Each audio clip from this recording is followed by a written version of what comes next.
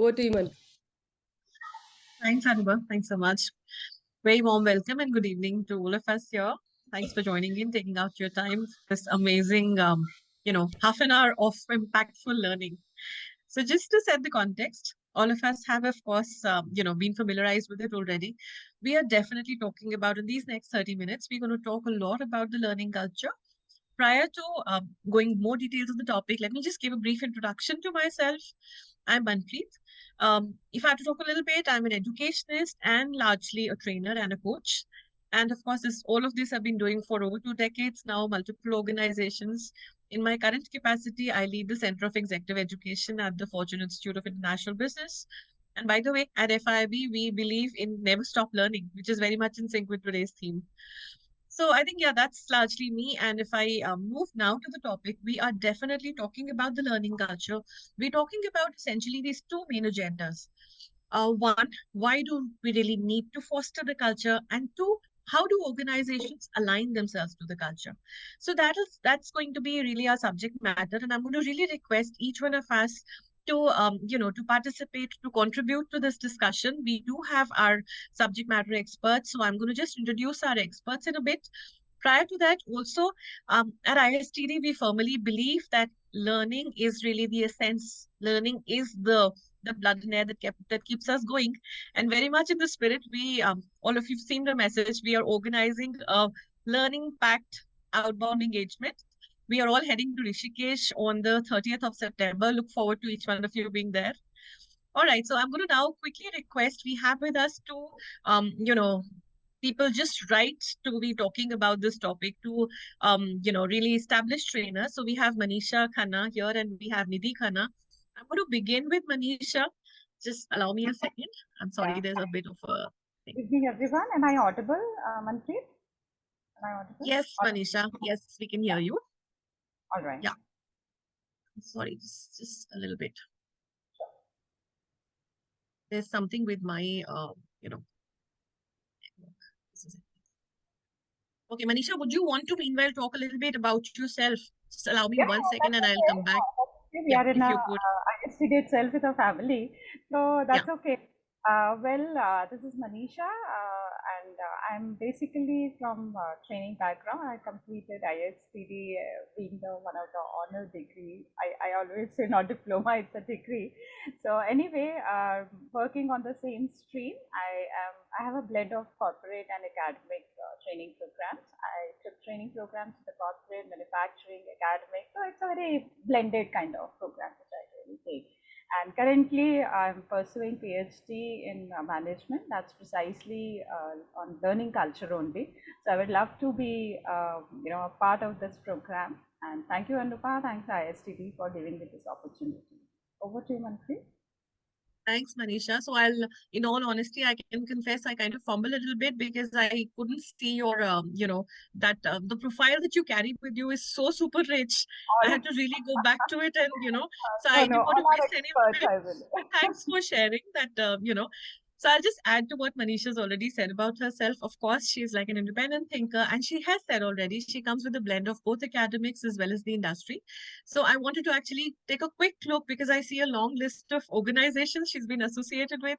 So if I quickly talk about her current role, she did say that, of course, she's enrolled in a doctoral program. Besides that, she's also a HR consultant. She's a principal consultant at Heights HR.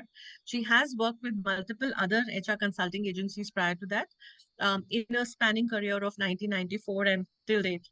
So there have been organizations like Cybernetics, there has been the MNN publications, and many more. And that's just the corporate side of it. If I talk briefly about her academic stint, she's been with IGNOU, she's been with multiple other ICAI, NSIT, and of course, many more research publications, which talks about quite a few renowned conferences across the country. Thanks so much, Manisha, for joining in. I'm sure there'll be a lot we'll gather from your expertise today. Definitely. All right, the next expert that we have on panel is Nidhi Khanna. Hi, Nidhi, welcome to the gathering. Um, Hi, just hi, a quick Manthan. little Thank you so much. Yeah. I'll just quickly share a little bit about Nidhi. She's a veteran. She carries with her some 13 years plus of experience, senior HR professional.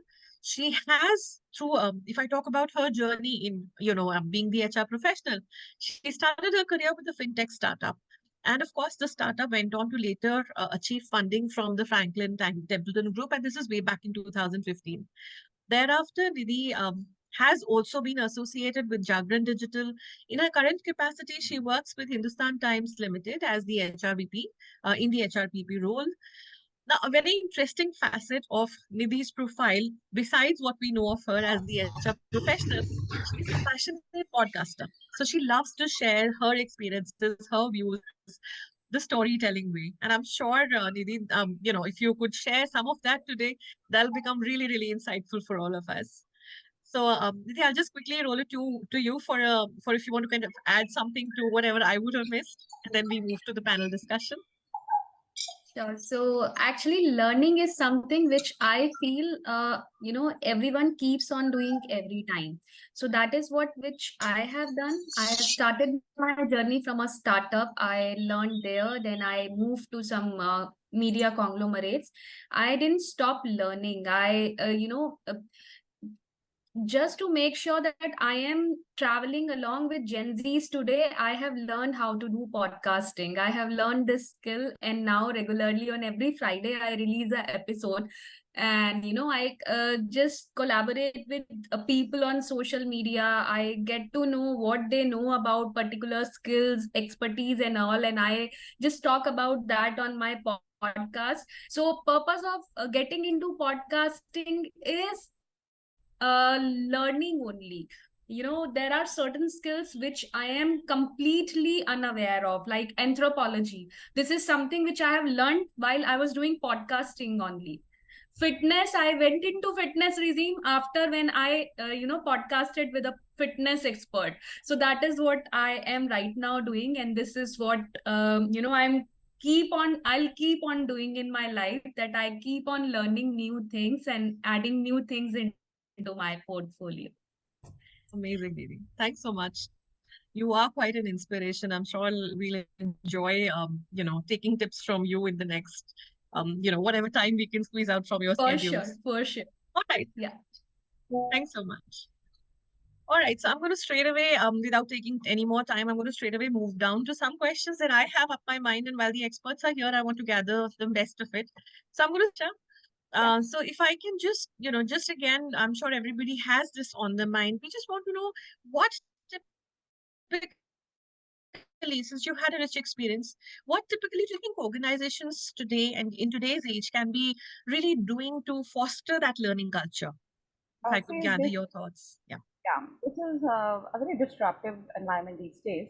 So the organizations have to be very particular on the learning growth. Although, I mean, trainings are going on, a lot of development activities are going on, but learning is one part which they have to be really focused, which is mainly on personal growth of the individuals, their employees, the strategies, what they are building.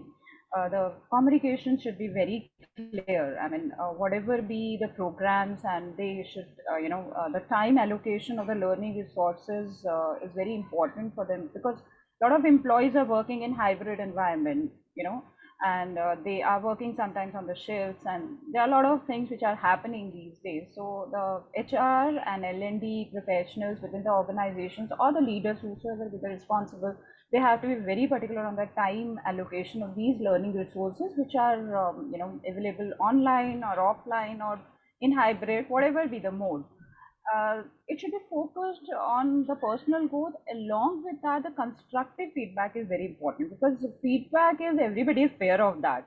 So they have to be very particular to make sure the feedback should be quite constructive, so that they are motivated towards for the learning more and more. The rewards and recognition is one part which is very important.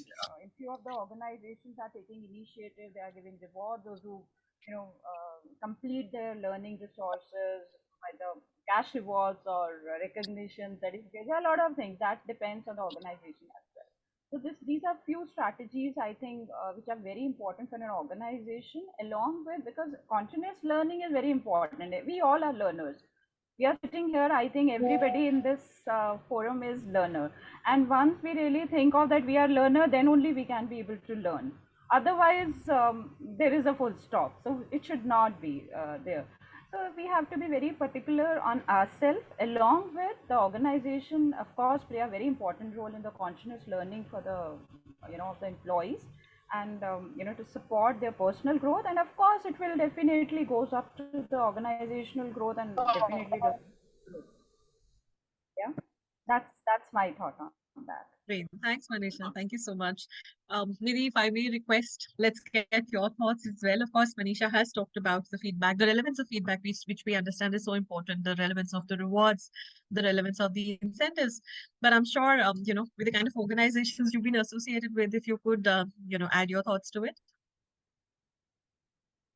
Nidhi, you'll have to unmute yourself. What I feel, Manpreet, that learning or anything in the organization travels from top to down. Though in today's scenario, if we talk about, the organizations are getting more and more flatter day by day, but still, things travel from top to down. So if the top leadership is encouraged and top leadership is motivated about what they are learning on day-to-day basis, and they are sharing those thoughts and those things with their people, people are obviously going to get motivated towards learning. I'll share an Right. example with you. So when I was working with this fintech startup, there was a lunch hour. Usually that lunch hour, goes for 1 to 2 hours. Why? Because the leadership person always used to have lunch with us, and we used to discuss something new about what is happening in the industry, what is happening in the market, which used to motivate us that, we have to learn this thing, we have to learn that thing, we have to learn that thing. So that is how we keep ourselves motivated. We keep on motivating other people also in the organization that you should learn this thing if you want to make yourself reach to that level, or you want something uh, in your life, or you want to grow in your life, then you should keep on learning, keep upskilling yourself. The word which we use currently these days is upskilling yourself. We all have learned something. Somebody is a talent acquisition specialist, somebody is a learning and development specialist, somebody is a sales specialist or something. But if we are not upskilling ourselves, how are we going to cope up with the technology disruptions which is happening nowadays? AI is coming into the picture. Gen Z is all on mobiles, all on apps, all on AI. How you are going to compete with them?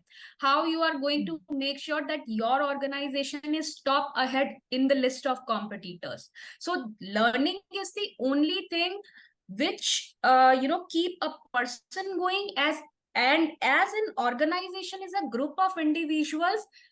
So if all the individuals in that organization are learning, an organization itself is learning, and a learning organization obviously is going to disrupt new things in the market. So that is what I think.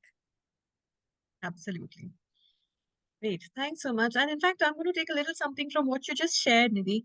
And Manisha, if I can come back to you. So, Nidhi just talked about, a specific example of how the leader played a role. So I just wanted to actually know more from you. Typically, while of course we believe it's all about the organization and everybody in the organization that to go together forms the ecosystem, do the leaders in particular have like a critical role, and what is it that they can do to, brood the culture or foster it a little better? See, I think leaders, they are very leaders. important. Okay, Didi, please go ahead. That's No, no, okay. Manisha, please continue. Yeah. All right. So leaders play a very important role. I mean, of course, I mean everybody wants a personal growth, but leaders are the support. They are what we can say. They are the base of for the personal growth. Of course, for example, I wanted to learn, but my manager or my supervisor is not allowing me to go for the learning resources or for the training program. So it's sometimes very difficult for the people to really cope up with all things. One, the open communication and the mentoring and coaching is very important from the leader's role. Again, I focused on the constructive feedback, which is very much required, and the counseling, because generally we take it counseling in different ways, but counseling is very, very important when we really sit across the table one on one So their leaders play a very, very important role as a, you can say, as a supervisor or a manager or a team leader, or maybe whosoever be on what position. So there, they are very, the communication, feedback, and along with that, they have to combinedly create the supportive environment. One cannot make the supportive environment. It's a blended, from all of the, the forms where we really create the learning. Culture cannot be created from one aspect. We cannot create the culture. I can grow myself, focus on my growth individually, but I cannot create the culture if my, supervisor or the manager is not supportive. Culture can be created with, all the people when they bind together, and it's a bouquet.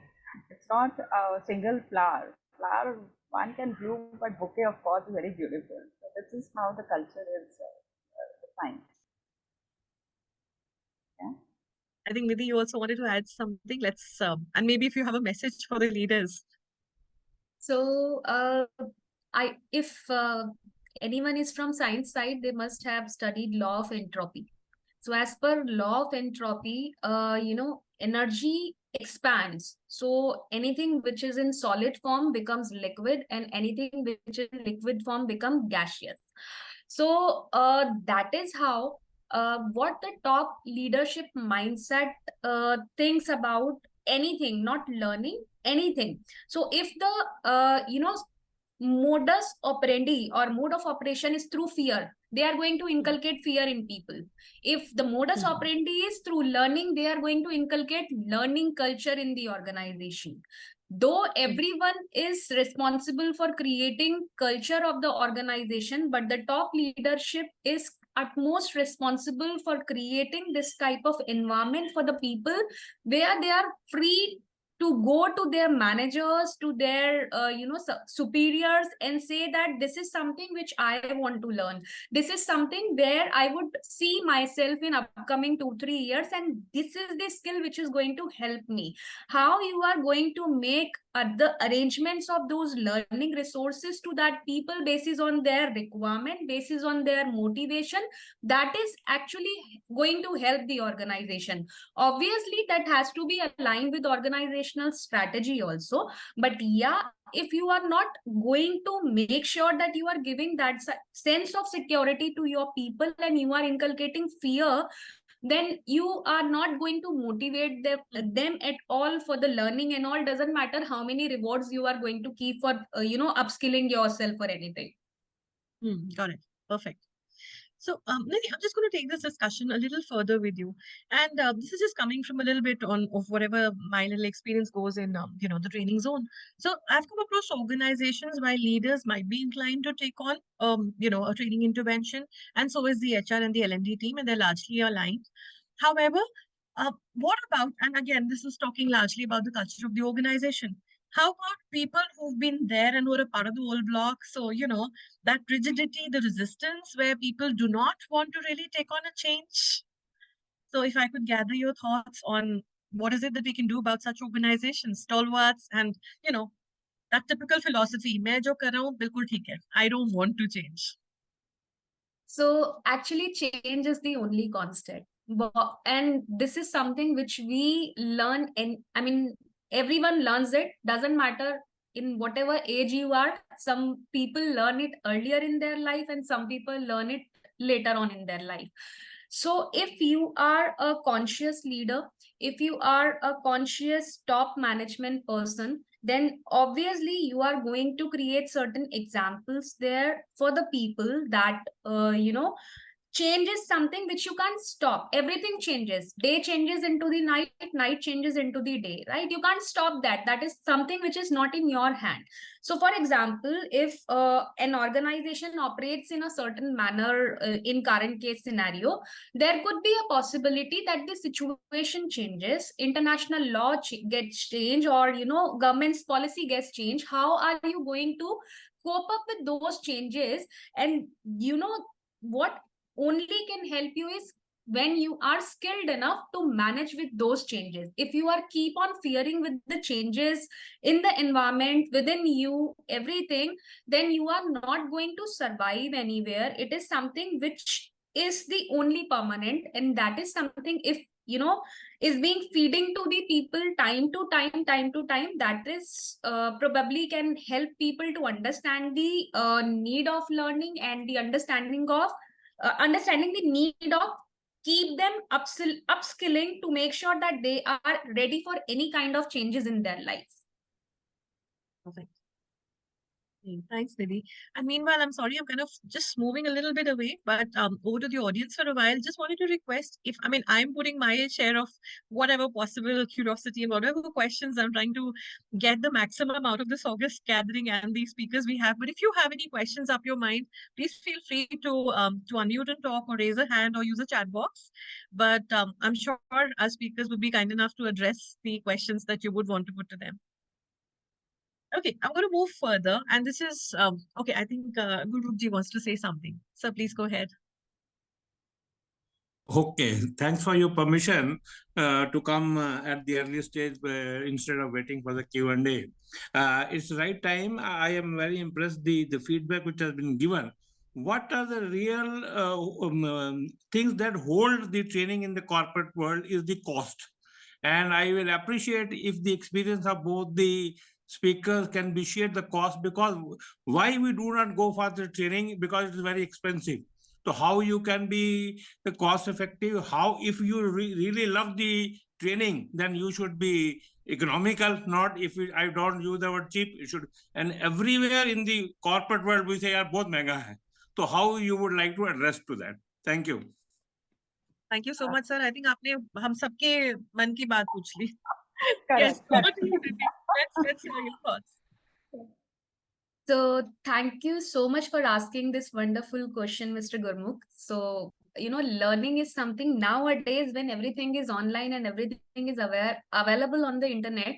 I don't think that, cost is going to be that much of botheration, though it is when you are going to create some structured learning program in order to get some particular skills, make, some particular training for the skills to make it available to your people. But how I do it for my people, there were some budget constraints earlier or so. So what we did is we went on YouTube, we went on certain other platforms where some free courses were available on particular skills. We went through all those courses, we made sure that we are making these links available to our people, and we distributed those links to people. Somehow another thing how we have done is that certain courses are available on some online platforms like Coursera, and there are multiple other platforms also. We made sure that one or two volunteers we have took from particular department, and we have made them learn those skills, and then we have created a program where they were actually doing the knowledge sharing of those skills. So that is how, if you strategize it beautifully, you can actually create a learning culture in the environment, even if the cost is the constraint. Thank you, Nidhi. All I'm right. sure Thank that you. addresses. Thank you, sir, for your question. Right. I'm going to move ahead. And Manisha, I know you have had a huge research to support it all out there. So there's one question that's really on my mind. I really want to know if you could put together, and this coming back to the culture, if you could put together typically the pillars of, what really, while we say loud and clear the culture, what really are the core elements of the pillars that form the culture? Anything that your research tells us? Because if we really talk about, as I previously mentioned, it is like a bouquet. Nobody likes a single flower if we really compare the bouquet or the flower. But if we really talk about the learning is the roof, it has some pillars on which the roof is there. So these are on the individual level, then it is on a collaborative or the team learning. And of course, very important is the organizational learning. Organizational learning, we have already discussed about the leaders and the strategies, and because that's very important.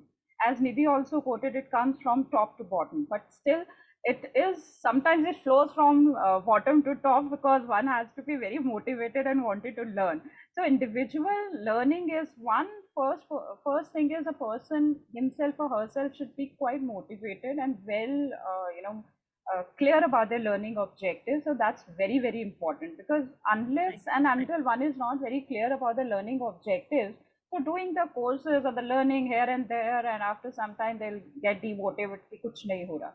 Then if we really talk about again on the team learning, that of course not a team learning or a group learning, that's a collaborative learning, because collaboration as on today is very, very important. It was always important, but now it's more important because we have diversified people in an organization. We have different modes of learning, resources available in the organization.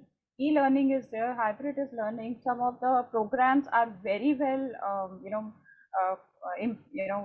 very effective in offline. They are not effective in online, but some of the subject matter, programs, as Baba sir also mentioned, as a cost effective. So there we can go for e-learning. So I think the organizations have to really create the, because this is our sole responsibility, not only for the organization, but of the people themselves. We have to really understand that. If I wanted to create a culture, I myself has to be team and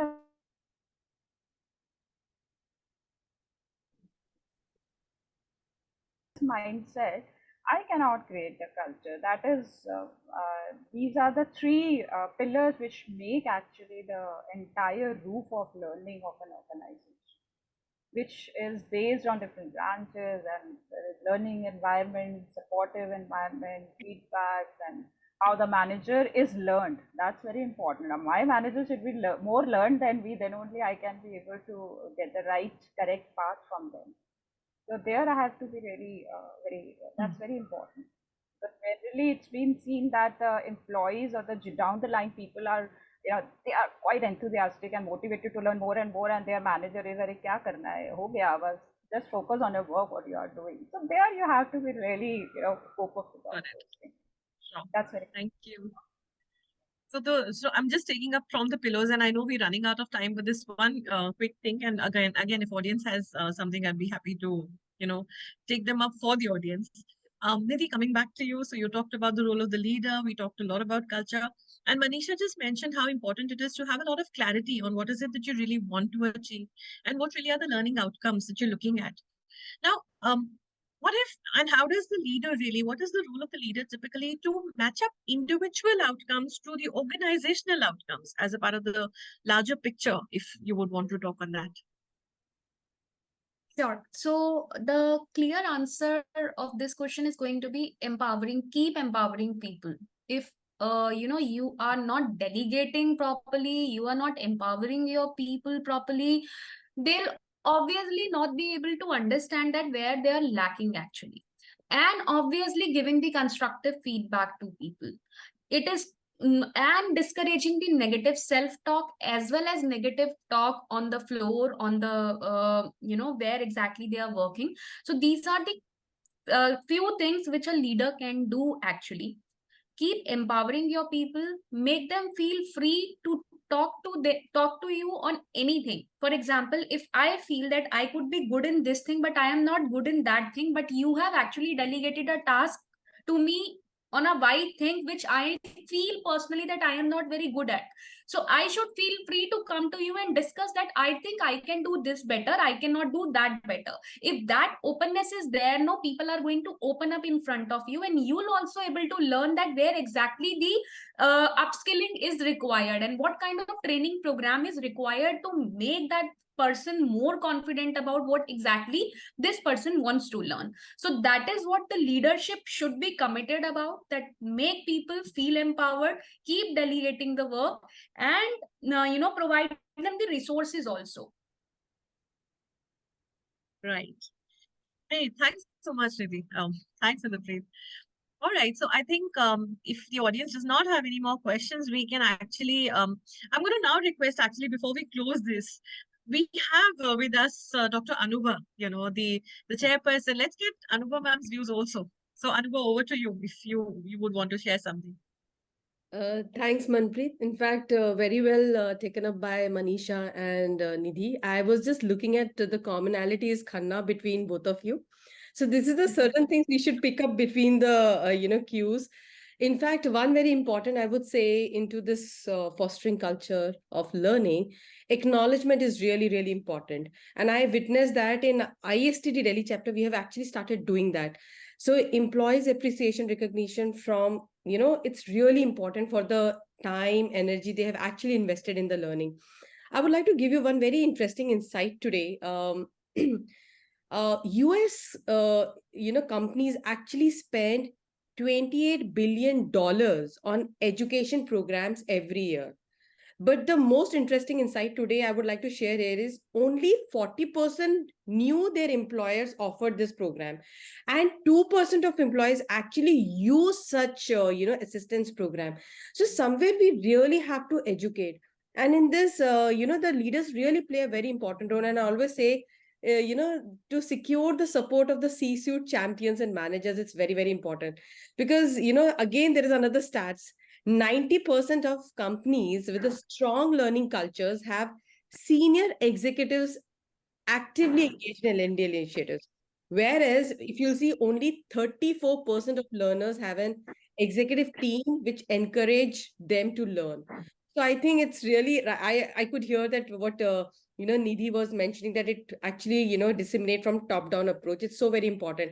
And the pillars what Manisha mentioned, I think it's really, really important. And another, because I love numbers and I love stats, it's like there was one figure which was given by the InStride article, and they said it's only 47% of employees, they say that extra training and education actually help them advance within their current company.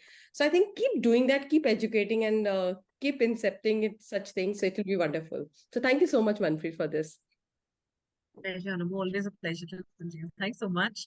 I think we are stretching a little bit, but we have two hands raised. So if you can quickly move to Anilji.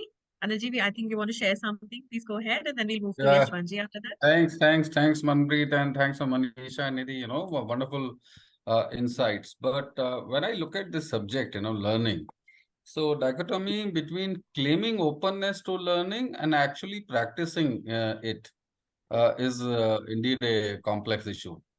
And I think overcoming this requires a conscious effort to challenge cognitive biases, embrace growth mindset, and creating that environment that foster curiosity and exploration, and which I think both of them have already covered. My curiosity here is, which I have been discussing at various forums, uh, that whether the learning is a responsibility of the organization or leaders only, or when we look at learning as an attitude, why people, whether it's a young, middle, or old, they should depend on the organization. Learning is for me, if I'm consciously willing and eager to learn, then it is my responsibility to pick up learning from anywhere, you know.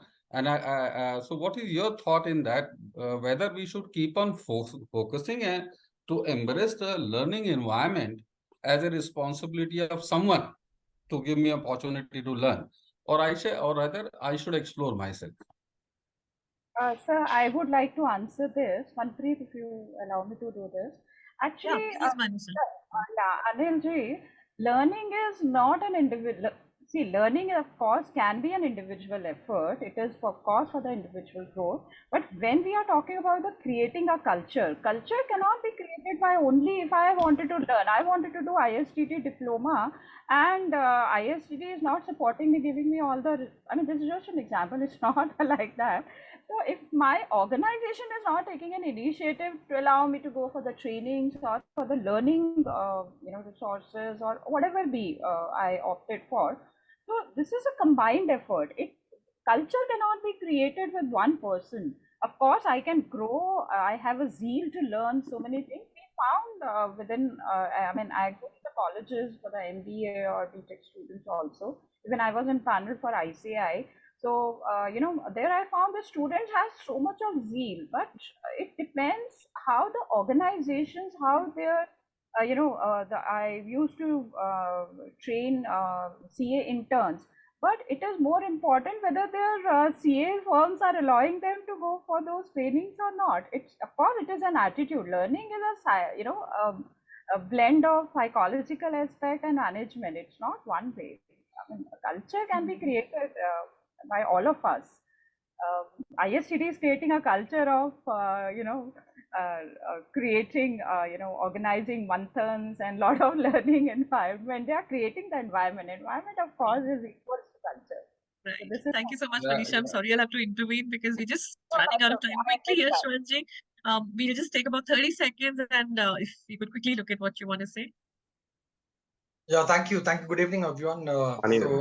It's always great to be part of such learning sessions. My question is that, most of the business leaders are actually looking at the tangible, impact of the learning and development, right? What according to you could be some of the, very apt interventions, which organizations can take to create that impact of the learning and development? What parameters can be used or what tools can be used? Yeah. Thank you. I'm going to request Nidhi if you would want to take this up. Sure. So, learning always have an impact, doesn't matter tangible, intangible, but obviously when we are talking about an organization, we want to see the results, and results definitely are going to take time. So it is not like that, I have just completed a degree and now I can obviously placements are there and all, but yeah, to reach to a level what I have thought for and what kind of revenues and the results I have thought for, I should get that. There has to be a proper strategy and proper timelines defined while you're planning those learning programs for your people. First of all, it has to be identified that what exactly should be the programs which you have to make sure that your people are going through during the financial year, or whatever philosophy your organization thinks of. And then obviously absorbing something new and adapting to that depends on person to person. So if in a particular change I take 5 minutes to get adjusted, probably Manisha can take 1 minute to get adjusted to that particular thing. So it cannot be like that, within 5 minutes everyone is going to be ready after completing that course. So from that perspective and from that thought, organization should give that apt time to an individual to come out, and obviously the changes in the results are going to be visible after a particular time. So that kind of strategy has to be there if you are creating any kind of learning program to see Nidhi, the I'm sorry, I'll have to come in here again. But again, talking of time, less than a minute left. We'll have to close it. Session, an amazing. Just Okay, start. thank you, everybody, for all of your participation. What an amazing evening. We had these awesome questions, and thanks so much to our speakers. They shared everything from, how the culture leads up to the organization, how learning is really, really an important and an ongoing part. Of course, we did talk about the derailers, where the organization and some resistance from within the team largely, and the leader's role in pushing it back, the time and resource constraints, which as a trainer we do understand those as being the pain points. Now, what really the leader can do and the organization can do. The strong pillars that Manisha talked about, whether it was being clear in terms of the learning outcomes, the collaboration with the team, especially because we're talking the diverse learning environments. And of course, those beautiful words, the beautiful resources of e-learning and how they can be super supportive. There was a lot to learn from. Thanks so much, Nidhi, also for specifically emphasizing the role of the leader. We do understand that really is the driving force. It's all about flowing the culture from the top. So I think that was really it. And my apologies to some of us. Some of the questions could not be taken up because, again, in the interest of time, I do understand all of you have had a rather busy evening, so it was just not possible to take it up. But we do look forward to more interactions, more discussions in the coming session of Manthan. So look forward to seeing you all again and have a great evening. Thanks so much, our speakers, Manisha, Nidhi, Dr. Anubha, everybody in the audience. Good evening. Bye-bye. Thank Bye. you so much. Bye. See Thank you. you, Thank Manvi. you. Thank you so much.